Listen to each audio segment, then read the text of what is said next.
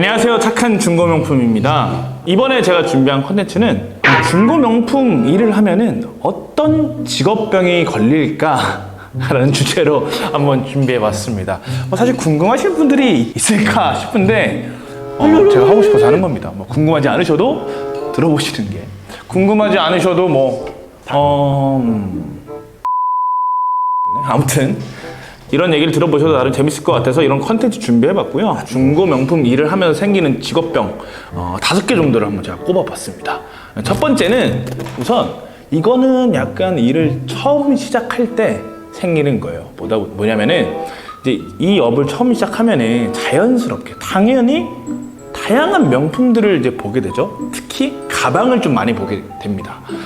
그러다 보니까 이제 거리를 걷다가 명품 가방을 들고 다니시는 분들을 보게 되면은 저 가방이 이름이 뭐였지? 저게 어떤 브랜드였지? 를 생각하게 됩니다. 저는 초창기에 한 1년 정도는 맨날 거리를 지나다니면서 저거 무슨 가방이지? 저거 무슨 가방이지? 막 고민했던 것 같아요. 그러다가 아는 거 나오면 되게 기분 좋고, 모르는 거 있으면 이렇게 디자인이나 형태를 생각했다가 출근해서 다시 한번 찾아보고, 이런 약간 직업병이 있었던 것 같습니다. 근데 이거는 약간 조심해야 될 게, 보통 이제 명품 가방을 들고 다니시는 게 여성분들이 많다 보니까 오해받을 수 있다는 거예요. 절대 따라가시거나 하시면 안 됩니다. 멀리서 보고 생각만 해서 이제 그걸 끝까지 찾겠다고 따라가서 보거나 물어보면은 근데 TV를 보다 보면은 남자 연예인들이 명품 시계를 차고 이제 많이 나오시거든요.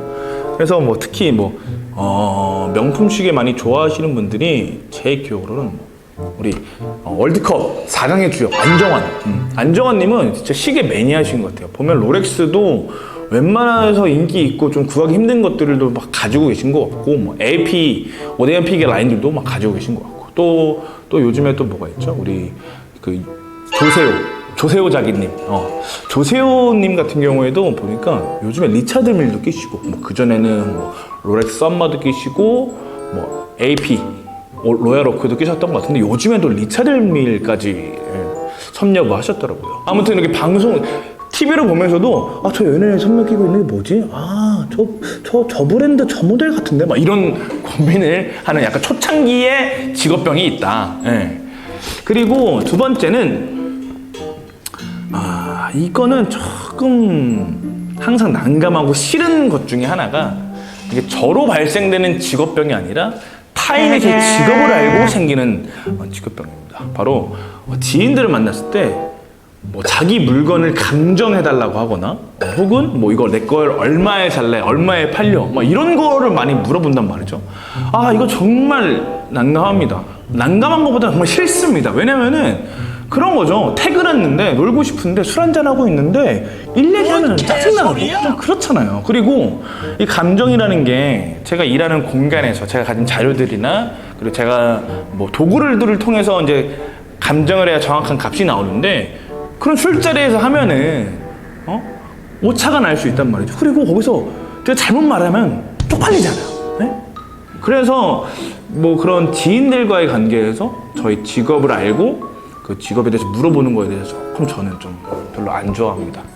심지어 이런 일도 있었던 것 같아요. 예전에 소개팅 자리였는데, 이제 소개팅 하다가 이제 제 직업 얘기를 막 하다가 갑자기 대뜸 들고 오신 가방을 툭 올리면서 이거 감정 좀 해주세요 하더라고요. 이건 너무한 거 아니냐고? 내가 여기 소개팅까지 와서 이걸 해야 되나. 순간 좀 만감이 교차했지 않았나. 그런 생각이 듭니다. 결국 그분이랑 잘 안 됐습니다. 예상한 대로군. 아무튼 그리고 그 다음 직업병은 시세 검색입니다. 이제 저희가 이제 명품을 매입하면은 이 명품이 얼마만큼의 가치가 있냐를 알아보기 위해서 시세를 검색을 해본단 말이죠.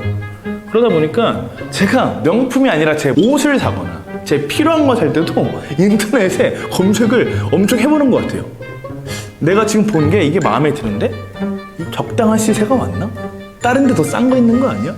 하면서 검색을 하고, 그리고 검색 능력이 이 일을 하다 보면 굉장히 높아지거든요. 그러다 보니까 또 쉽게 찾아내고, 이것도 약간 자연스럽게 생기는 직업병이 아닐까 하고 생각이 들고, 그다음 네 번째입니다. 네 번째 직업병은 이거는 저는 갖고 있는데 다른 이업을 하시고 있는 다른 분들이 이런 게 있는지 모르겠어요. 어떤 거냐면은 저희 중고 명품이라는 업 자체가 사실 근본이 좀 없습니다. 근본이 없다. 이 근본이라는 게 뭐냐면은 저희가 취급하는 게 명품이지 않습니까? 그리고 우리가 그 명품을 감정을 하는데 제가 가지고 있는 그런 명품 감정에 대한 소스들이나 내용들 이런 것들이 사실은 오피셜한 정보는 아니에요. 조금 더 풀어서 얘기해 볼게요. 명품 브랜드들은 자신이 브랜드에 어떤 적어놓는 혹은 만들 때 쓰는 그런 내용들을 오픈하지 않습니다. 왜냐면 그건 자기 브랜드의 정보이기 때문에. 그렇기 때문에 저희 같은 이제 브랜드 자체가 아닌 외부에서 그 상품을 감정하는 사람들이 가지고 있는 정보들은 브랜드 통해서 받은 것들이 아니라 경험을 통해서 다양한 어떤 개체들을 확인하면서 그리고 뭐 이미 퍼져 있는 정보들을 수합해서 감정을 합니다. 네, 그래서 생겨난 어떤 직업병인데 어떤 명품이 왔을 때 그거에 대해서 항상 궁금증이 생깁니다. 예를 들어서 얘 이름이 왜 이거야? 얘가 왜 이렇게 생겼지? 이게 왜 여기에 들어가 있지? 이게 무슨 뜻이지? 대체 왜?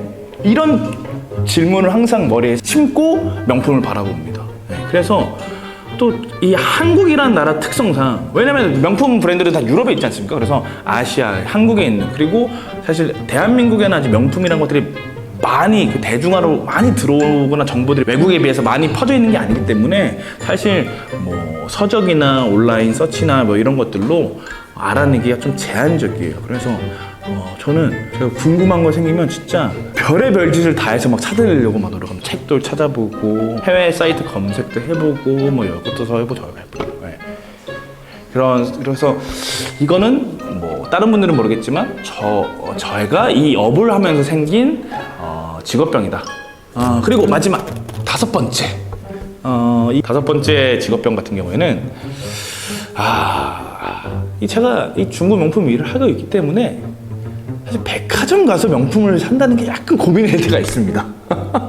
왜냐면은 제 업이 이거기 때문에 사실 뭐 중고긴 하지만 그리고 뭐 중고라고 하더라도 뭐 새 거 같은 상품이 많이 들어온단 말이죠. 그러다 보니까 사실 백화점에서 명품을 사는 게 맞나?